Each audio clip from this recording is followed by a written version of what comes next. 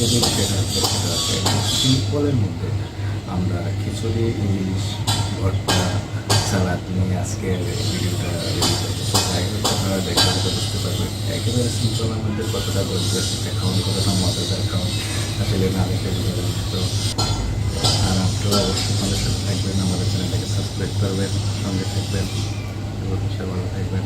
তো দেখতে থাকুন।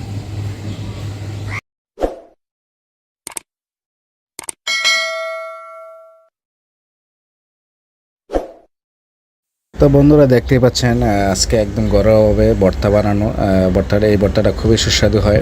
আর সাথে রয়েছে একটা হালকা করে শুটকি ভর্তা, তার সাথে পেঁয়াজ, টমেটো, ইলিশ ভাজা, গরুর মাংস। তো সব কিছু মিলিয়ে ঝিলিয়ে আজকের খাবারটা খুবই অসাধারণ হবে আমার জন্য। তো আমার এটা খুবই পছন্দের খাবার, এই জন্য আমি এটা নিয়েছি। তো আলহামদুলিল্লাহ, বিসমিল্লাহ বলে শুরু করলাম। ভর্তাটা দিয়ে শুরু করি। আর আমি আবারও বলছি ভাই, প্লিজ আমাদের এটা নতুন চ্যানেল, আপনাদের সহযোগিতা পেলে অবশ্যই আমরা এগিয়ে যাব। তো অবশ্যই আমাদের পাশে থাকবেন, সঙ্গে থাকবেন, আমাদের চ্যানেলটাকে সাবস্ক্রাইব করে দিবেন, লাইক করবেন, অবশ্যই আপনাদের মতামত জানাবেন। তাহলে আমরা আরও ভালো কিছু করার চেষ্টা করবো ইনশাল্লাহ।